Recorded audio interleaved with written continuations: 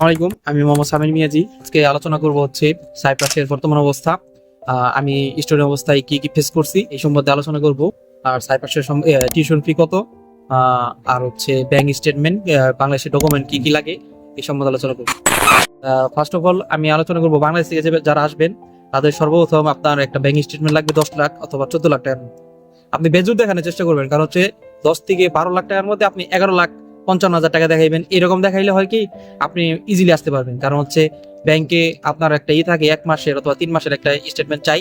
যার ফলে মনে করেন আপনি 10 লাখ টাকা দেখলে ওরা বুঝা পেলে মানে আপনি লোন করছেন নাকি করছেন। তার জন্য বেজুর টাকা দেখাইবেন। বেজুর টাকা দেখাইলে হয় কি আপনি ইজিলি আসতে পারবেন আর কি, কোনো সমস্যা হয় না ডকুমেন্টে।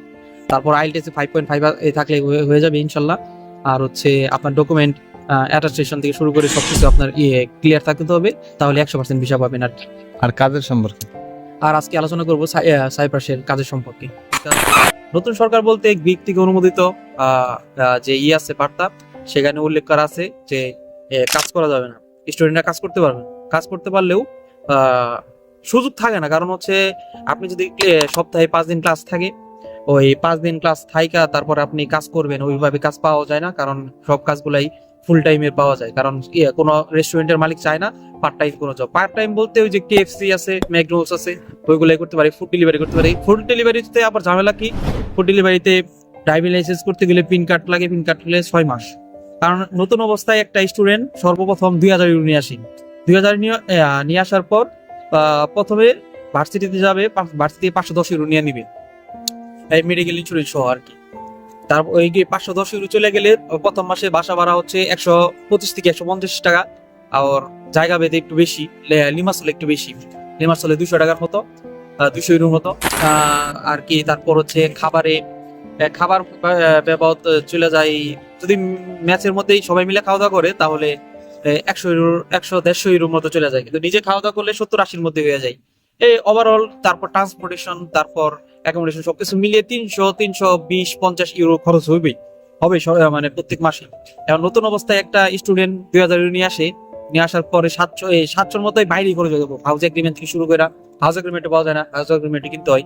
সবকিছু করার পর স্টুডেন্ট কাছে থাকেই কিছু টাকা। তারপরে এই যে 3 মাস থাকার পরে স্টুডেন্ট আবার বাইরে থেকে মানে বাসায় থেকে টাকা আনতে হয়, যার ফলে স্টুডেন্টরা অনেক অবস্থা খারাপ হয়ে যায়। নাই বললে চলে। কিভাবে বলি, আমি যখন ছিলাম তখন মনে করেন আমাদের এক পরিচিত লোক ছিল, কারণ সে আবার একজন চলে গেছে, যার ফলে আমি কাজটা পেয়েছিলাম রেস্টুরেন্টে। আমার কোনো সুযোগ হয় নাই। আমি 3,000 ইউরোর মতো নিয়ে আসছিলাম বাংলাদেশ থেকে।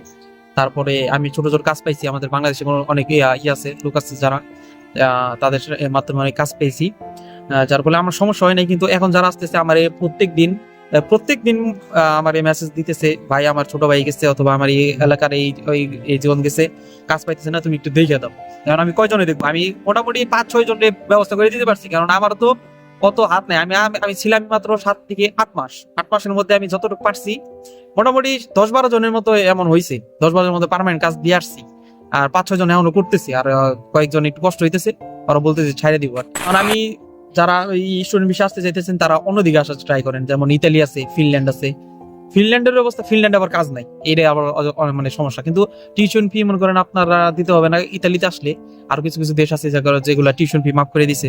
মাফ বলতে মাফ না, কারণ প্রথমে আপনার টিউশন ফি দিয়ে আসতে হবে, প্রত্যেক বছর দিতে হবে। কিন্তু আপনি যদি করেন একটা কি যেন একটা আছে, ওটা মানলে পরবর্তীতে আপনি বলবেন আমার কাছে টিউশন ফি দেওয়ার মতো এই অর্থ নাই, আমি পড়াশোনা করতে চাই, আমার প্রবল ইচ্ছা আর কি। এখন তারপরে আপনার এই পুরাপুরি টাকা ফ্রি হয়ে যাবে, পুরোপুরি আপনি ফ্রি পড়াশোনা করতে পারবেন। আবার ওটা কিছু টাকাও পাবেন, 800 টাকার মতো মাসে পাওয়া যায়। ওই থাকা খাওয়া প্লাস হলো মনে করেন 300-400 টাকার মতো আমি দেশে পাঠাইতে পারবেন, দেশে পাঠাইতে চান। এখন তাই বলবো যারা সাইপ্রাস আসতেছেন, যারা নতুন আসতেছে চাইতেছেন, তারা একটু ভেবেচিন্তে আসবেন। কারণ যদি ফিনান্সিয়াল যদি সাপোর্ট না থাকে তাহলে আপনারা অন্য দিক দেখতে পারেন, কারণ সাইপ্রাস অবস্থা মোটামুটি একটু ভয়ঙ্কর এখন। আর সাইপ্রাসের যে স্টুডেন্ট মেডিকেল সাপোর্টটা দেয়, কালকে রাত্রে যে গল্পটা বললেন, সাইপ্রাসের ওটা হেলথ ইন্স্যুরেন্স পুরা তুমি ইউরোপ বলো, আমেরিকা বলো, কানাডা বলো, অস্ট্রেলিয়া বলো, সব জায়গায় সেম। ইন্স্যুরেন্স যদি একবার করতে পারো, তোমার মানে শারীরিক যত সমস্যা আছে তোমার সবকিছু তোমরা দিকে একটা ইন্স্যুরেন্স কোম্পানি আছে, ওই কোম্পানির মাধ্যমে পেয়ে যাবে। আমি অনেক টাকা পাইছি, কারণ আমি অসুস্থ আমি অনেক ভাবে টাকা নিয়ে। কিভাবে পাইছেন বলেন? আমি পাইছি বলতে আমি এই একটু ঠান্ডা লাগলে আমি হসপিটালে চলে গেছি, হসপিটালে যাই এই করছি, ভার্সিটিতে টাকা পাইছি। আমার প্রথমে আসছিলাম, প্রথমে এসে আমার অ্যালার্জির সমস্যা হয়েছিল, অ্যালার্জির সমস্যার জন্য আমি ভার্সিটি গেছি। 1 মাস পরে আমি ভার্সিটি গেছি, ভার্সিটি যাওয়ার পর বললাম আমার বলতেছে এতদিন আগে আসছেন, এখন পর্যন্ত রেজিস্ট্রেশন করেন নাই, সবকিছু করেন নাই। পরবর্তীতে তাদের বললাম আমার এই অ্যালার্জির সমস্যা। পরবর্তীতে আমার নগদ একটা রিসিপে সাইন করে দিল, আমি 200 ইউরোর মতো পাইছিলাম আর কি। 200 ইউরো দিয়া পরবর্তীতে পাশে রেস্ট নিতে বলছে। তারপর আমি ক্লাসের একটা ডেডলাইন দিয়ে দিয়েছি, আমি পরবর্তীতে ক্লাসে এগুলো আবার সুযোগ সুবিধা আছে। আপনি স্টুডেন্ট যদি আপনি যদি টিউশন ফি দিতে পারেন বছরে বছর, আপনি যদি ক্লাস করতে পারেন, আপনার সুযোগ সুবিধা আছে, আপনি ওই জায়গা থেকে কিট ট্রান্সফার করতে পারবেন ইজিলি, কারণ কোনো সমস্যা হবে না। আমাদের মেন ক্যাম্পাস হচ্ছে ইউক্রেনের মেন ক্যাম্পাস ছিল হচ্ছে লন্ডনে, মেন ক্যাম্পাস। আপনি লন্ডনে মানে ইউকেতে ট্রান্সফার হইতে পারবেন, কিট ট্রান্সফার যেটা বলে। আবার এমনি যদি আপনি দৈনিক ক্লাস করেন, ক্লাস করার পর আপনার ওই জায়গা থেকে একটা মানে ট্রান্সফার হওয়ার সুযোগ আছে, বিভিন্ন দেশে বিভিন্ন ইউনিভার্সিটি ট্রান্সফার আছে, কিন্তু আপনার রেজাল্ট ভালো লাগবে। এটার জন্য মানে যারা বলবো, যারা পড়াশোনার জন্য নিয়ত আসতেছেন, পড়াশোনা নিয়ত আসেন। পড়াশোনার কাজ দুটা জীবনে একসাথে হইব না, কারণ যে দেশে যান আপনি পড়াশোনা কাজ জীবনে হবে না। মাস্টার্স হয়, কারণ মাস্টার্স মানে শর্ট টাইম থাকে 2 বছরের মতো, যার ফলে মনে করেন আপনারা পড়াশোনা করতে পারে আবার কাজও করতে পারে, কারণ ওই ক্লাসের এত রিকোয়ারমেন্ট থাকে না। যার ফলে মানে অনার্সে আবার কি ক্লাস করতে হবো, কারণ 4 বছর ব্যতীত একটা কোর্স, আপনার রেজাল্ট ভালো থাকতে হবো, সিজিপিএ ভালো ধরে রাখতে হবো, তারপর আপনার ক্লাসে অ্যাটেন্ডেন্সের পুরো মার্ক আছে, তারপর সবকিছু মিলিয়ে মনে করেন আপনার উপস্থিত থাকতে হবে। কিন্তু কাজ করবেন কখন? এই যে আমি যেমন কাজ করছি সকাল 11টা থেকে রাত 11টা, 12 ঘন্টা কাজ, 12 ঘন্টায় বেতন ভালোই পাইতাম, 1200-1400 মতো এসে পড়তো, সামারে একটু বেশি আসতো।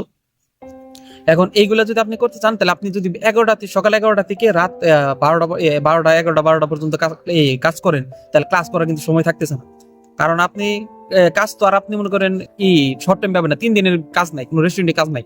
যারা মনে করেন এই যে আমি যেমন ইয়াতে ছিলাম, প্রথমে তো সবাই যে জানে এই জায়গায় লাভাবৃত্তি বলে, ওই জায়গায় ডিশওয়াশ করে, হ্যাঁ লাঞ্জা বলে আমাদের আর কি, গ্রিক ভাষায় লাঞ্জা বলে। লাঞ্জায় যারা করে সর্বপ্রথম কাজ হলো লাঞ্জা, কারণ এটা দেশে আপনারা শুনলে বুঝবেন কি করে ছেলে লাঞ্জার কাজ করে, প্লেট দেয়, এইগুলো বিদেশ যে এইগুলো করতেছে, আর এইগুলাই টাকা। কারণ হচ্ছে নতুন অবস্থায় যখন একটা স্টুডেন্ট অথবা কোনো একটা লোক আসবে, সর্বপ্রথমে এই কাজটাই করতে হবে। আপনি তো ভাষাও জানেন না, আপনি কোনো কিছু জানেন না, আপনি কি কাজ পাবেন?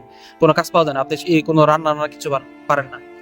এখন আমি আইসা করছি হচ্ছে মানে গ্রিক সাইবাসে এখন নতুন নিয়ম চালু হয়েছে আর কি, কাজ করা যাবে না। এই লোক ধরতেছে যারা টিউশন বি দিতেছে না, ক্লাস করতেছে না, তাদের অ্যাটেন্ডেন্স কইরা তারপরে বাংলাদেশে পাঠাইতেছে, যার ফলে আমি এখন আইসা করছি। এখন যারা বেতন কিরকম ফালাইতে পারতেন? বেতন হচ্ছে উইন্টার একটু কম, উইন্টার একটু কাস্টমার কম থাকে, কম থাকে, কিন্তু সাইপ্রাস হচ্ছে মনে করো এই সামারের মধ্যে সবচেয়ে বড় মনে করো টুরিস্ট আর কি এরিয়া বেশি, টুরিস্ট মানে প্রচুর যায় টুরিস্ট, প্রত্যেক দিন মোটামুটি 500-600 টুরিস্ট ঢুকে এখন সামারের সময়। কিন্তু উইন্টারে একটু শর্ট মানে একটু কম পাওয়া যায় আর কি স্যালারি।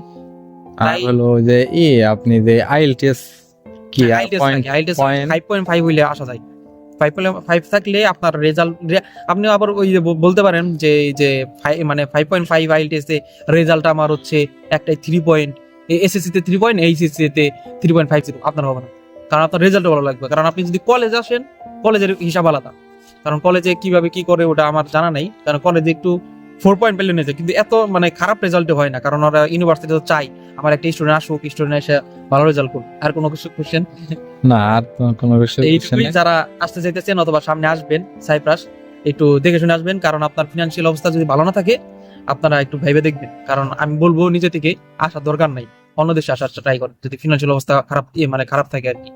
আল্লাহ হাফেজ, আসসালামু আলাইকুম।